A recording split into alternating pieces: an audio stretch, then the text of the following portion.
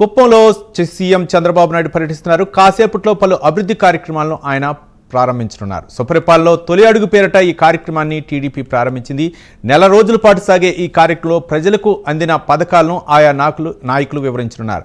దీంతో పాటు ప్రజాప్రతినిధులు ఇంటింటికి వెళ్లి అధిష్టానం ఆదేశించింది. సంక్షేమ పథకాలు అందాయా లేదా అని ఆరా తీయాలని సూచించింది.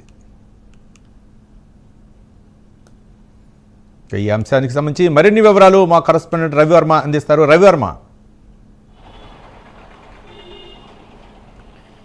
రవి, ఎన్డీఏ ప్రభుత్వం అధికారంలోకి వచ్చే ఏడాది పూర్తయిన నేపథ్యంలో గత ఎన్నికల్లో ఇచ్చినటువంటి హామీలను ఒక్కొక్కటిగా అమలు చేస్తూ వస్తున్నారు. ముఖ్యంగా పింఛన్ల పంపిణీ కార్యక్రమం అంటే 3,000 ఉన్నటువంటి పింఛన్లు 4,000కి వచ్చినప్పటి నుంచి అమలు చేస్తూ వస్తున్నారు. అలాగే పేదలకు ఉచిత గ్యాస్ సిలిండర్లు, అదే కాకుండా డిఎస్సి నిరుద్యోగ యువతకు ఉపాధి అవకాశాలు కల్పన నేపథ్యంలో మెగా డిఎస్సిని విడుదల చేసింది.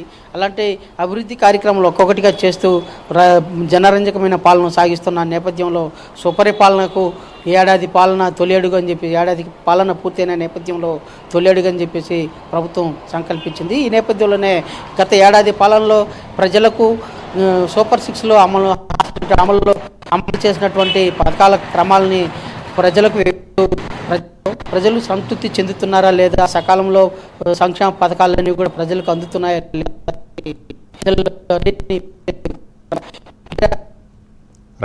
ప్రభుత్వం కార్యక్రమం చేపట్టింది. ఈ రోజు నుంచి 4 రోజుల పాటు రాష్ట్ర వ్యాప్తంగా ఈ కార్యక్రమం చేపట్టింది. ఇవాళ కుప్పంలో చంద్రబాబు నాయుడు ఈ కార్యక్రమాన్ని శ్రీకారం చేస్తున్నారు.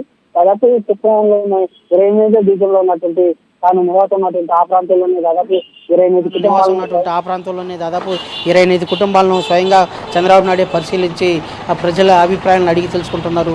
సుపరిపాలనకు తొలి అడుగుగా ప్రభుత్వం ప్రకటించిన నేపథ్యంలోనే ఈ కార్యక్రమం ఈ రోజు నుంచి ప్రారంభిస్తున్నట్లు కూడా పేర్కొంటున్నారు. చంద్రబాబు నాయుడు కూడా ఈ కార్యక్రమం